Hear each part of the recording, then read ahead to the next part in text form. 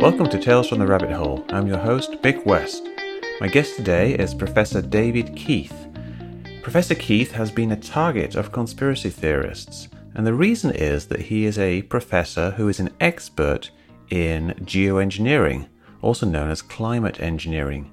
Geoengineering is the science of deliberately modifying the climate of the Earth by doing things like spraying things into the upper atmosphere.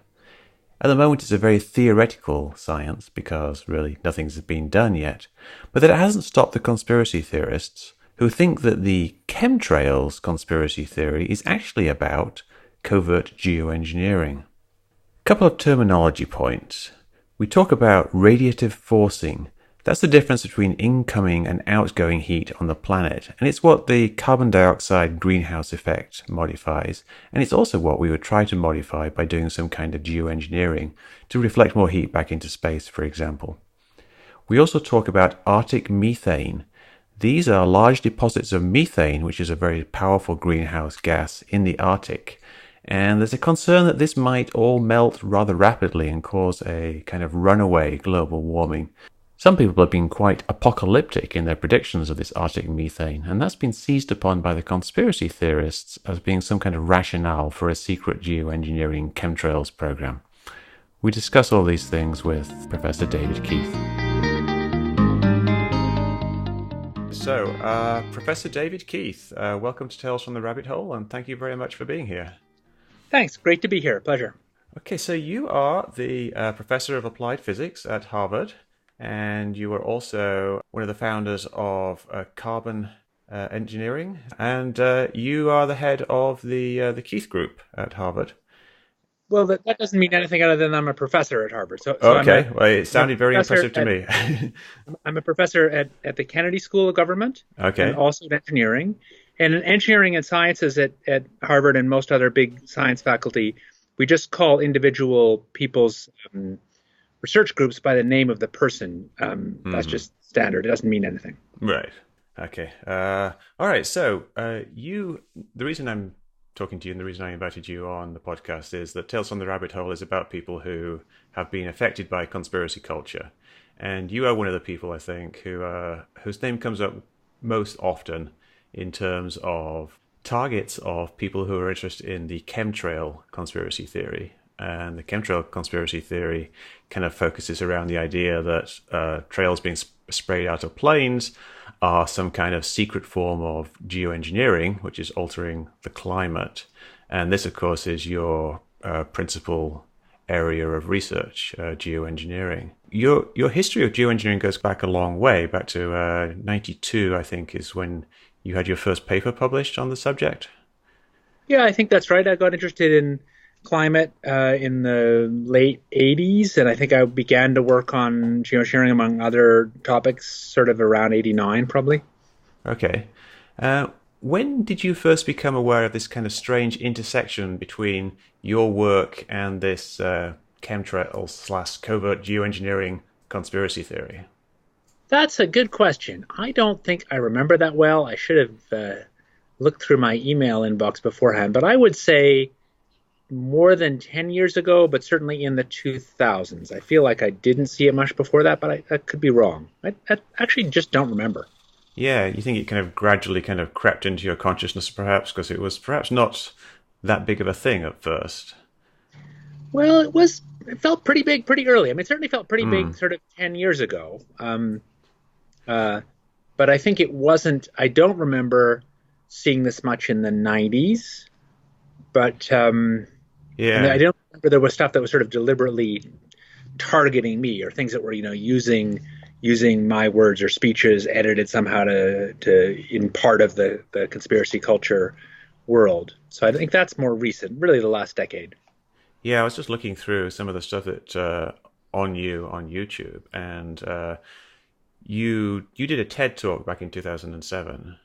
Which was just basically laying out, the type of things that you've been researching and the possibility of doing a climate engineering in the future. Yep.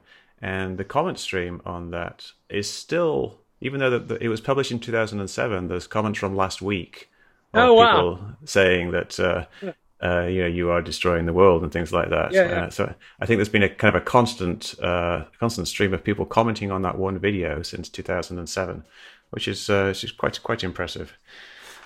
You published the book A Case for Climate Engineering in 2013, approximately. And I remember you went on the Colbert Report at the time. Yep.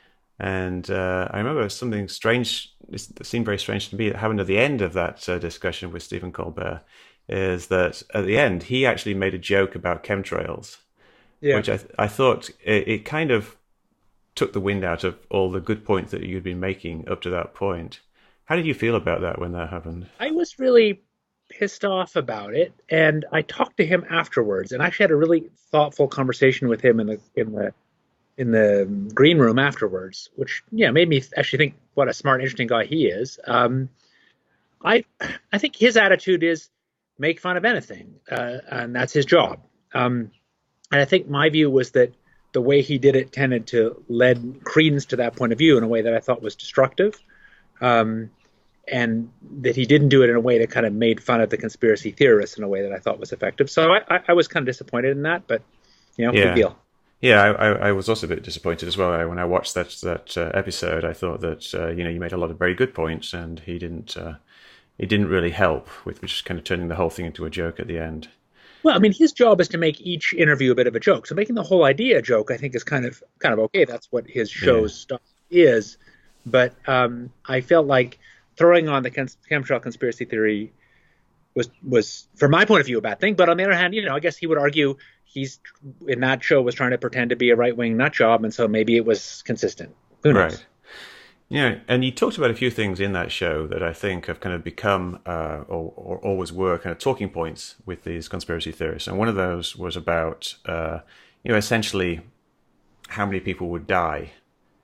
And I was just talking to a chemtrail conspiracy theorist the other day, and he was saying that you said that the projections for a certain type of geoengineering is that if you did this, then 10,000 people would die directly because of this type of geoengineering test, some kind of stratospheric aerosol injection of sulfur dioxide or something like that. But my point to him was that this is balanced out by the people who wouldn't die. Now, do you remember that what point you were making there with that how many people are actually going to die, and is it how is it balanced? So I don't remember specifically what I said, but the point that I was trying to make is, at least for me in that interview and many others, I've been trying to avoid, really trying to emphasize the risks of solar geoengineering and avoid overselling it. And so I think it's important to emphasize specific risks we know about. And for sulfuric acid in the stratosphere, one of the things we for sure know about is that that's all going to come down eventually to the lower atmosphere, and it'll be aerosol, like the sulfur aerosol that's already there. So we put roughly a little less now, but we're putting 50 million tons a year of sulfur in the lower atmosphere from fossil fuel combustion, and so it would be adding to that.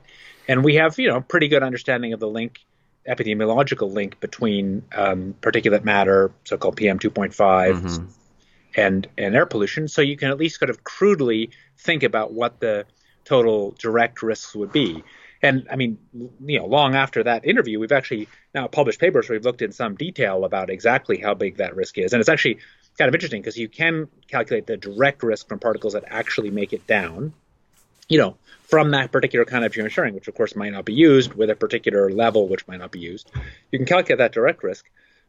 And it's, for reasonable scenarios, it's actually quite a bit under 10,000 a year, more like a few thousand. But it's important to say that it actually turns out to be that number's small compared to other indirect changes in air pollution mortality that actually go in both directions. It actually turns out to be quite confusing because there's some effect of effectively reversing climate change. So climate change interacts with air pollution in ways that make some pollutants worse and some better. And so when you partially reverse climate change, you reverse those changes, and those indirect effects turn out to be bigger than the direct effect.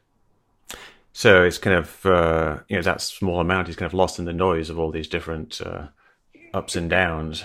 It certainly is pretty small, but you can argue, and it will be very small, we think, compared to the, what would appear to be the benefits of reduced, say, deaths from heat stress that would come from climate change. But again, this is not on your debate, I think we're not trying to debate here exactly the merits of solar geoengineering. I think the question is the way this has been picked up in this conspiracy culture is this kind of data point that seems to be unmoored from reality. Yeah, I think it's a big challenge explaining these things to people. I spend a lot of time trying to explain things to people, and they will point to things like, you said a certain thing. Like a famous thing is that something that goes back to your paper in 2000, the Geoengineering, the Climate History and Prospects. You talk about the moral hazard Yeah, problem of geoengineering, and then in a talk that you gave, yeah. you said it wasn't wasn't so much a moral hazard. I mean, you Hazard were is talking free about moral riding hazard. for grandkids, which is Yes. autonomous point of view, I think is actually correct, but it's really funny. Then all these conspiracy theorists think that I'm somehow saying it's a good thing for people to free ride on their grandkids, which is obviously the opposite of what I actually think. And this is where you can just tell that these people are either not trying or they're not honest, because a very short look at other stuff I've said would make clear what the context was. But moral hazard is when some potentially risk-reducing technology increases people's taking on other risks, and especially you think about it in terms of, say, flood insurance encourages people to build in floodplains, let's say. And with solar geoengineering, the issue is really about the future. It's about that maybe solar geoengineering, if it reduces climate risks, will encourage people to do more emissions, and those emissions will put more risks to the future. And that's really talked about as free riding, meaning getting the benefits without paying the costs in economist terms off the future, which is broadly the problem of climate change. So, I mean, the whole problem of CO2 emissions is, from an economist point of view, free riding on your grandkids. Yes, but how do you get that across to people? Because it's the problem is they don't listen to the longer explanations that you give. They kind of go by the Well, sound bites. I mean, presumably many of those people are not interested. I mean, this gets back to the bigger question of why people think this, why you get Hmm. endless. I get, tons of emails, and I respond to some almost daily that, the ones that are sort of seem like polite and reasonable, where people are just completely convinced that the sky looks different than it used to, and that there are, these persistent contrails that weren't there before. And it's really extraordinary because people's conviction seems very high, and there's no evidence at all, lots of contrary evidence. It's just bizarre. You've been talking to people like this, conspiracy theorists, for a long time. I remember you did a meeting with the We Are Change Calgary, Yep. like about 10 years ago now, I think. Yep. Uh, have you had any success in converting people? Have people come to you years later and said this conversation has helped? For sure. I've had, not frequently, but I mean a substantial number of times in email exchanges, I've had people say they're sorry, because sometimes people will send these very aggressive emails like, you fucking monster, I hope you die. And I say, well, I never respond aggressively. I say, well, what makes you inclined to write an email like that? And do you want to live in a world where people write emails like that? And why do you hate so much? And some of these people, I think, are Christians, and then they kind of realize that what they're doing is extraordinarily unchristian, and doesn't represent a world that presumably anybody would like to live in. And so I respond back saying, I'm a regular citizen with kids, and why would you write this about me? So I do get people apologizing for tone, for sure. And I have dialogues where it's clear that people do seem to have changed their minds, or even clearly have changed their minds about chemtrails. Yes. Yeah, I think one of the things about you is that they portray you as a monster, Yeah. which is a terrible thing. And yet, if they were to read your book, like you lay out your own background, and you're kind of an environmentalist. You like being in the outdoors. You go camping and things like that, and you're obviously a very big fan of the environment, and you seem like a very nice guy. Well, that's true, but that doesn't necessarily. So what's really interesting, I feel like there's. I mean, first of all, I think the chemtrails conspiracy, from what I can tell, and there's some polling data that we've done some of it, is Hmm. both changed over time. I feel like it used to be that they would latch on to solar geoengineering, but my impression, could be wrong, we don't have good polling data, was that um, the theories were more linked to mass extermination or mind control, and solar geoengineering was kind of just a part of it. Yeah. And now, what's interesting is at least some people in the conspiracy culture around chemtrails actually sound like in a sense, saying reasoned things about governance of solar geoengineering, except for the fact that it's not happening yet. So there's sort of, like, you could almost see some of them morphing into kind of quite legitimate and sensible opposition to deployment of solar geoengineering, which I think is a completely reasonable thing to be opposed to. So it's kind of interesting the way it's moving. And the other issue is the left-right divide. So yeah, I'm an environmentalist lefty. So presumably, if you're an environmentalist lefty, the fact that I am makes you feel more kinship and so on. But lots of people are actually hard right in the chemtrails world. It may actually be about equal, but for the hard right ones, the environmentalism that I have is in no way. It's a sign that it's just a sign of my. You're a communist. So those people often believe that. Or I think there's another show which I think I respect. So I think to the extent that people on the right legitimately don't want to see an extension of state power and don't want to see a reduction in individual rights, they view international environmental controls as a bad thing, a priori. And so it is in fact true that to solve the climate problem, we need stronger international laws around CO2. Forget geoengineering. I mean, it's true for geoengineering too, but it's true for just regular CO2 emissions reductions. And so I think part of the opposition to belief in climate change or willingness to take it seriously from that part of the right is a sense that believing in climate change necessarily means believing in certain kinds of internationalism and government control that they think is overrated or they don't like. Yeah, because what you're doing obviously would require a lot of cooperation, and a lot of the people who are conspiracy theorists, their fear is that there's going to be a one world government, that there is some kind of some Illuminati New World Order, United Nations taking over the world, and geoengineering kind of in a way relies upon at least international cooperation to a degree that they don't like. So geoengineering research. A lot of people that I talk to in the conspiracy community kind of assume that there's already geoengineering going on. Can you say what the actual state is of geoengineering, specifically solar geoengineering? Sure, I can say, but also we've published and there's websites. So I mean, there's at this point sort of like 500 scientific papers, which means that scientists and academics and research institutes around the world have sat around their offices and written papers. And there's people have run climate models, and there have been some laboratory experiments, and there have been a couple outdoor experiments. The most clear-cut outdoor experiment, probably something called EPEACE, Eastern Pacific Regional Experiment, done by some folks at Scripps Institute. That was releasing a kind of smoky smoke basically into marine clouds to see the effect on cloud whitening. And so that's the state of what there is. And the number of kind of really active researchers who are spending a good fraction of their time on solar geoengineering is probably, 20, 30 worldwide, with, hundreds and hundreds of researchers who are interested in the topic. And there's, not even remotely close to developing hardware for deployment, let alone deployment. I mean, that gets into the parts of this that are just, insane, in the sense that people think that these contrails they're seeing are geoengineering, but the kind of geoengineering that we're talking about wouldn't make contrails and wouldn't be at that altitude. It wouldn't even look like that. So there's sort of this total disconnect. And the other part of the disconnect is some people say they're researchers. I mean, most prominently probably Naomi Wolf, who insists that she's a researcher.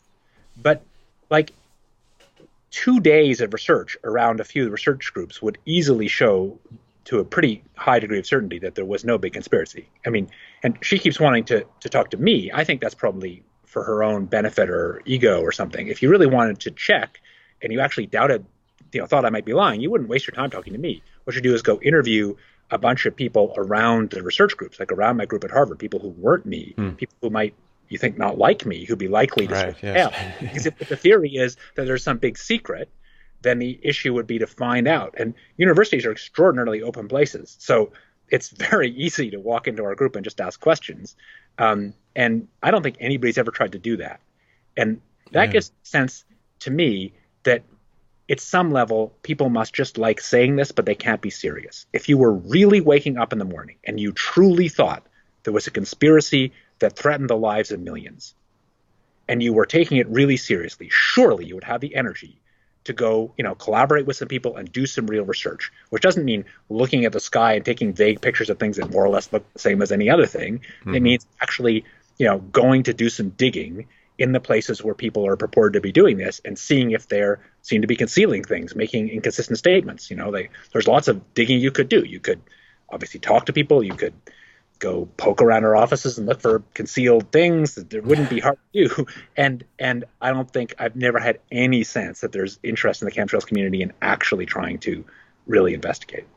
Yeah, it's fascinating because, like you say, universities are very open. You can just basically walk into, like most universities, and go and talk to people. I mean, it's so much true that it's almost impossible to keep things secret at universities. I think one of the ways I find the chemtrail, that people, so when I try to talk to people about why it's implausible that there actually is large-scale use of chemtrails, I don't say to people, government is good, you should trust us, or academics are good, you should trust us. I assume you should start from a position of no trust. But what you should assume is that individual people have a strong motivation to speak out. So, if there really were chemtrails, and there really were as many chemtrails as people say, there'd have to be a huge industry involving thousands, tens of thousands of people who were like loading equipment. And those people would all be, a few of them would be the masters of the universe, but most of them would just be regular American citizens who would be highly incented to tell if they believed their government was doing something nefarious. And of course, the argument would be, well, they'd be, the government has security resources that would put a bullet in their head if they did. But we know from history that in practice, it's extraordinarily hard to keep secrets in governments, in open societies, even closed ones.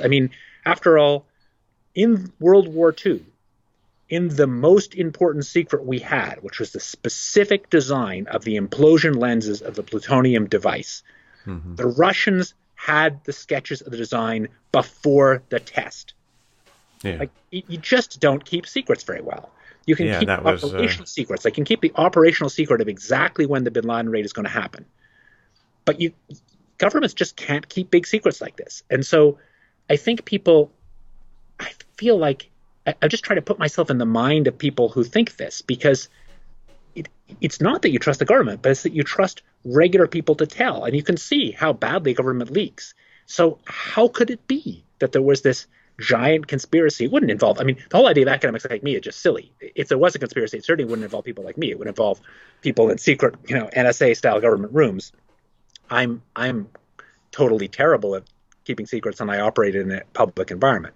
But if there were a conspiracy, it would have to be really big to have that many airplanes, and it would have to have a huge amount of concealment, and there'd have to be signs. I suppose some people would say that if they were doing it, perhaps they're also fooling you, David Keith, and they're going around you, and there's this kind of parallel industry somehow, the military side doing it. Is it at all conceivable that there could be some kind of underground operation doing it that you are not aware of, and that the other people in the geoengineering research community are not aware of? Let's say a priori, I just say it's conceivable because it's too easy to say things aren't. But then that's the point is, okay, let's say it's happening. There needs to be a reason. So again, why do American citizens keep secrets? When they believe the government actually is acting for a reasonable purpose and they believe there's a good reason. So, the SEAL team in the bin Laden raid were told not to tell, and they had every reason to trust their superiors and the military chain of command and not tell, because there's a coherent purpose. We get it that we wanted to capture bin Laden. Or same for other military secrets. But in this case, first of all, you've got the fact that there isn't an obvious purpose that makes any sense, and that it's not a thing that there seems a good reason for government secrecy. So it would actually be hard to compel people not to tell. And you've got the fact that it would have to be gigantic, because if it really is that many airplanes, all of which, are part of air traffic control, all of which land in places, you'd have this huge number of people involved, and they'd have to be all concealing. And I think, obviously, it's not that I don't believe that governments sometimes do awful things. So I do believe our governments sometimes act badly and do awful things, but I believe there's basically no record ever of a long, sustained for decades, awful thing that involved, tens of thousands of people that made no obvious sense, which governments were able to keep secret. I think there's the number of cases like that is an empty set. Yeah, in some ways you're getting into the almost like a flat Earth territory in terms of how ridiculous the idea of the conspiracy is. But Yeah, I of course, think it people actually don't see isn't that. that far off flat Earth. That is, I guess it would take more. I mean, I think it's right up there with faking the moon landings for sure. Yeah, And in some ways, faking the moon landing seems easier to believe because now it's kind of lost in history, and you can't talk to very many people who are directly there.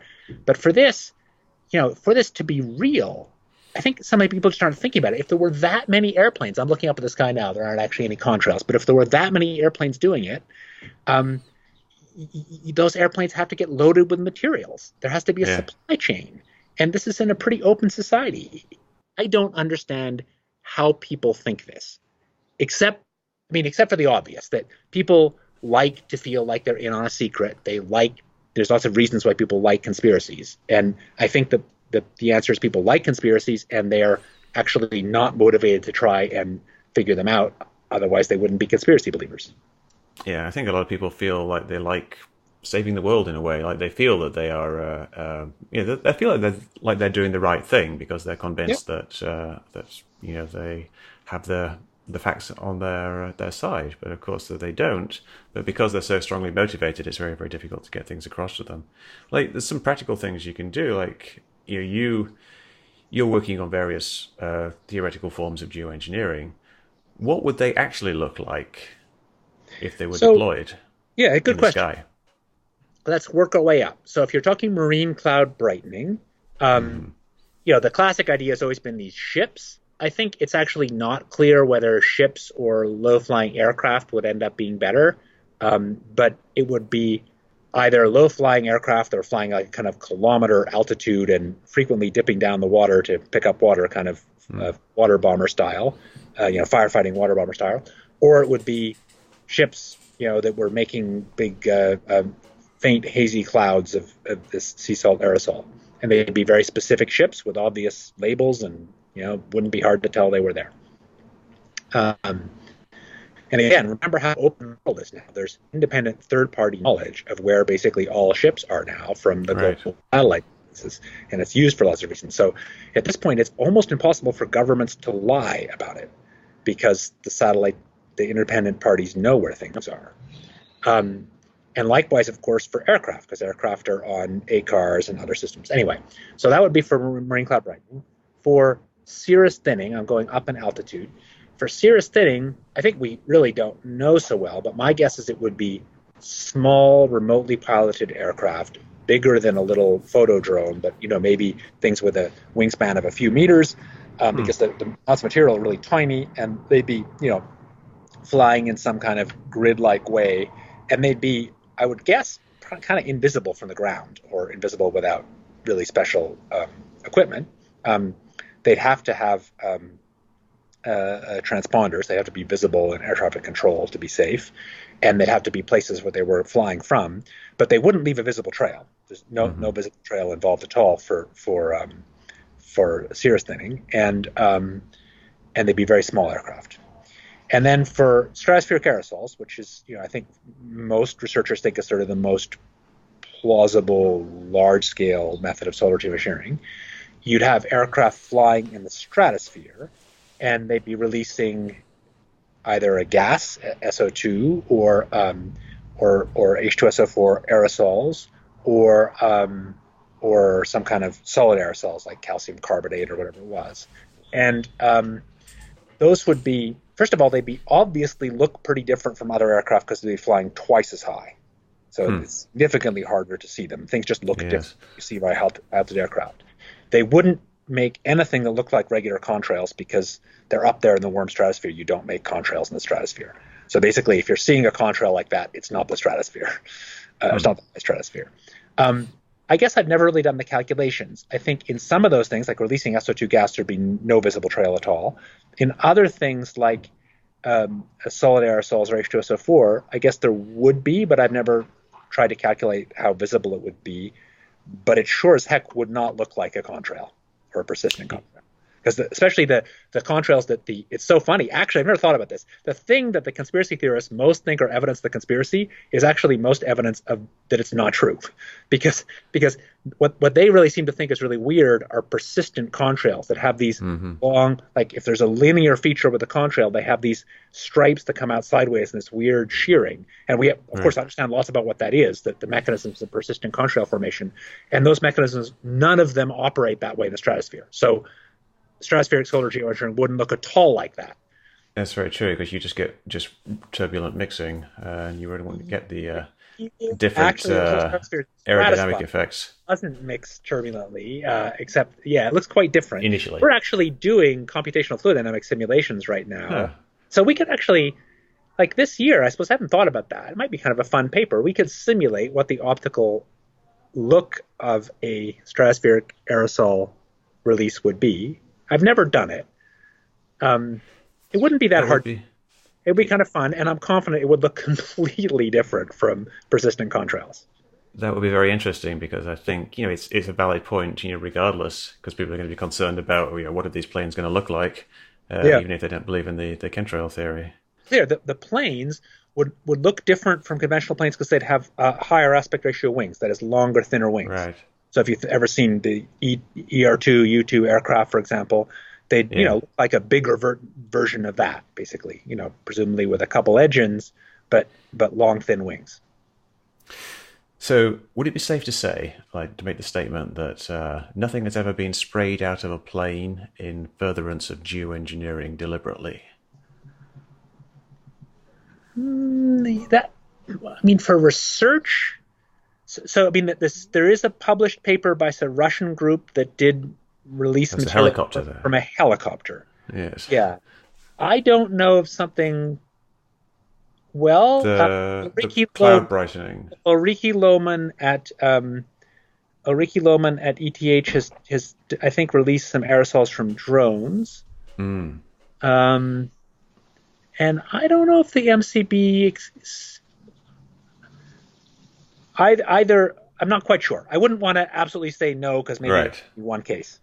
Right. So hardly any, basically, just like one or two cases. One or two cases ever. Yeah. Yeah, because I just want to be clear for people, they know what the actual extent of the research is. That you haven't really got to the stage of actually doing these experiments in the air.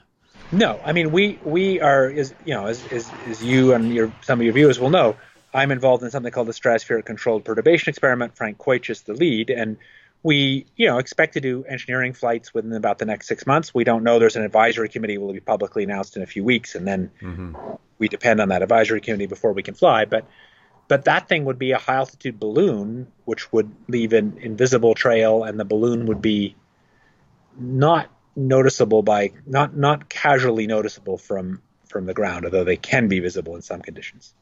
And how much would you actually be spraying? A kilogram or so of material. Like total for the whole experiment, or once or twice? Or, that's right. Yeah, so it's really almost nothing really compared to... No, we have calculated. It turns out that regular aircraft, commercial aircraft, release sulfur because there's sulfur in the aviation. And you can calculate the percentage of sulfur in the aviation fuel and the number of kilograms per hour modern aircraft burns. And you can calculate that the amount of sulfur that one of those, just a conventional, 787 or whatever, emits is, in a minute, it emits roughly as much sulfur as our experiment would, for example, if we emitted sulfur, which we probably would do at some point, but wouldn't start with. Yeah. So is there a way that you could do geoengineering with planes at normal flight altitudes? Piggybacking on commercial traffic somehow? What you mean about geoengineering? So normal planes do make contrails, and so I think the short answer would be no. None of the mainstream geoengineering methods have been discussed would make any sense for regular planes at regular flight altitudes. But there's a whole separate set of ideas, which is that high clouds can either be warming or heating, depending on the time of day and location and so on. So sometimes contrails, regular contrails, can actually have a cooling effect because they can be pretty white. and other times they can tend to have more of a warming effect. And planes can, to some extent, control if they make contrails contrail formation depends on local relative humidity, and so you can fly the airplanes through slightly different flight tracks. And so some people, Steve Barrett at MIT, has suggested that it might be possible to slightly adjust the flight tracks of airplanes, not injecting anything differently. The airplanes themselves wouldn't change at all. You just slightly alter the flight track so you'd make them a little more likely to make contrails during the daytime when they have net cooling effect, and a little less likely to make them in the nighttime when they have a net warming effect because they have the infrared warming but there's no sunlight. And that overall, if you did it, might actually provide a little bit of cooling that could, offset some of the warming that the aviation industry otherwise produces. And that's not a crazy idea, it turns out. And there are people, I think, beginning to think about that. So whether or not that's geoengineering is a matter of dispute. It's not yet to my knowledge. And if it was happening, it wouldn't, to be clear, involve any actual material any different than the aircraft now, the same aircraft flying with the same engines. Right. It would just be using different flight tracks. It's the exact same emissions. Yeah. Could you do it by modulating the fuel being used? Some people have suggested that perhaps there's these secret mixes of fuel where sometimes they make contrails and sometimes they make less contrails by changing the sulfur content of the fuel. I don't think well, I'm not an expert. So this guy, there are people who, there are people who, spend their lives studying contrails. I'm not one of them. Mm-hmm. I think it's actually the sulfur content. I don't think has anything to do with it or isn't very important, but there is something that's important regarding whether or not you have cyclic organic compounds or straight chains, basically like benzene style compounds that have, for those of you who have basic chemistry, that have ring structures compared to more straight chain structures. And biofuels versus fossil fuels have slightly different mixtures, and those things have different contrail forming properties. And so one of the questions is airlines are interested in biofuels, do those alter the contrail formation? And there's some literature on that. I don't know the details. So in principle, I guess it's right that switching between a biofuel mixture and a conventional aviation kerosene would slightly change contrails, but no aircraft do that. And I guess there's no real reason why they would. Yes.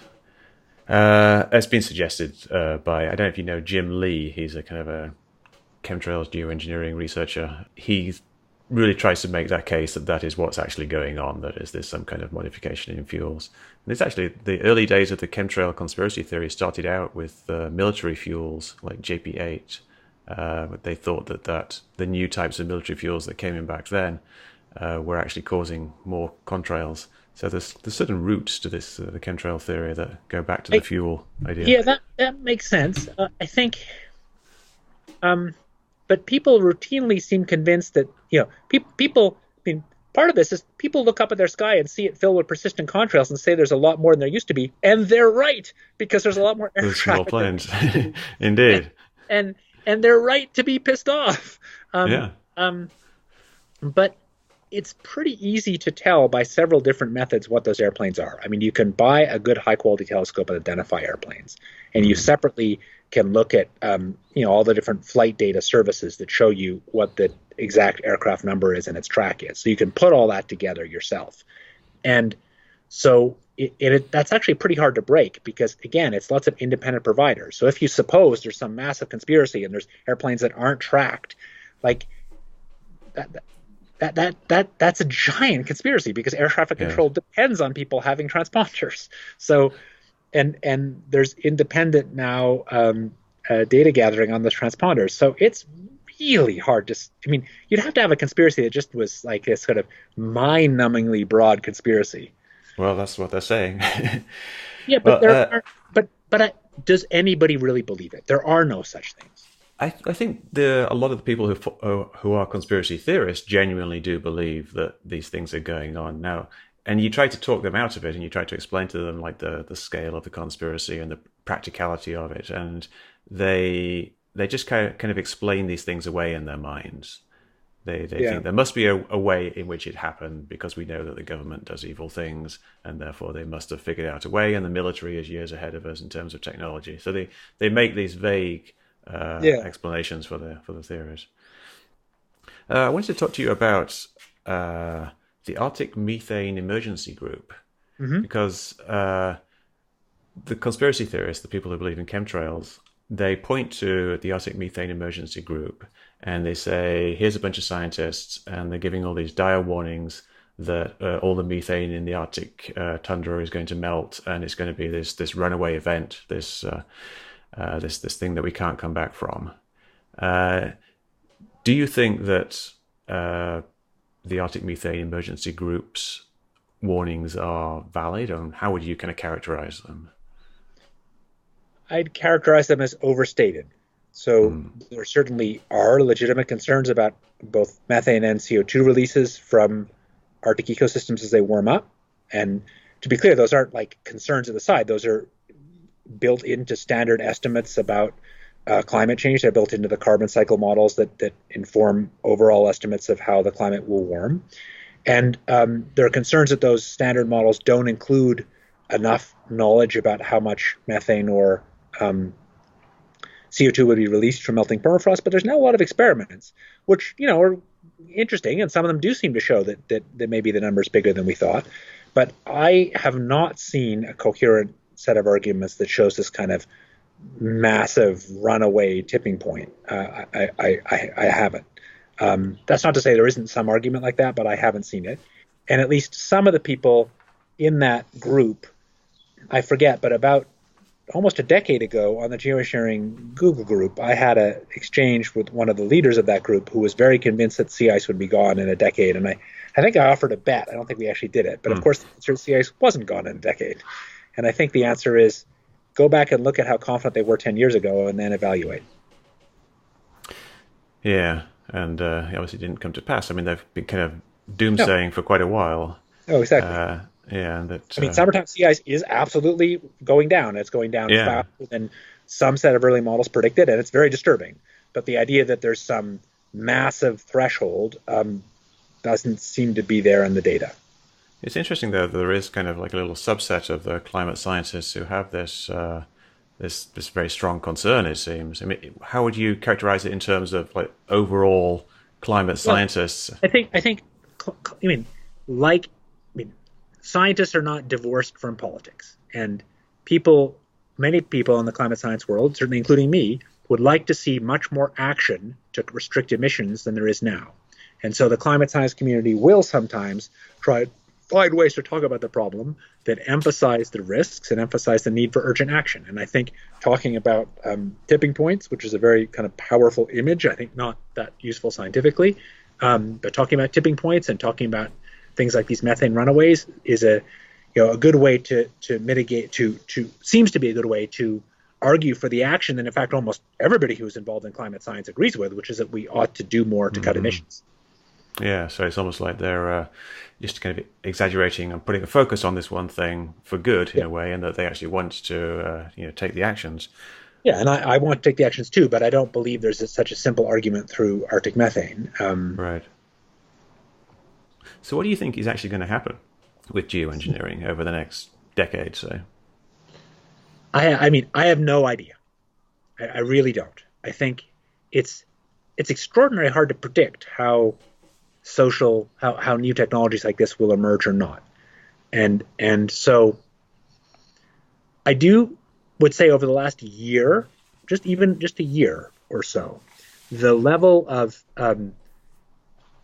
interest in solar geoengineering research in elite sort of thought leaders in climate policy and climate science has increased pretty dramatically. So many more people in the big environmental groups or in government agencies who care about climate or in the kind of climate science world now seem to take seriously the idea that we should have a serious, real research program, more than just a few little university groups like it is now, to understand more about these technologies and their risks and how they be governed.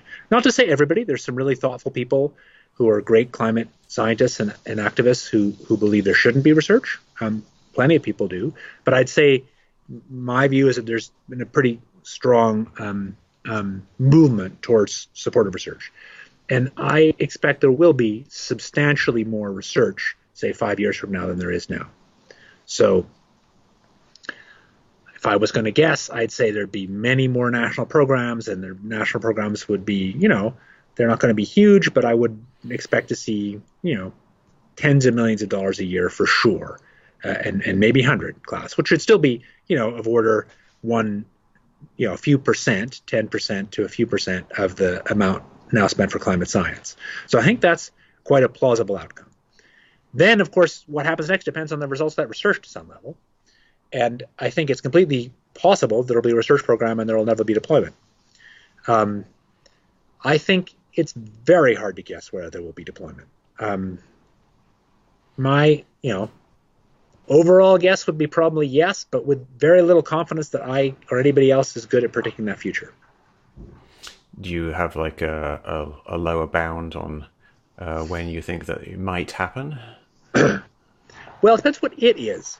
So, because at least if you give my personal opinion would be that deployment, that we should do lots of research, experiments, but experiments are all much too small to alter the climate.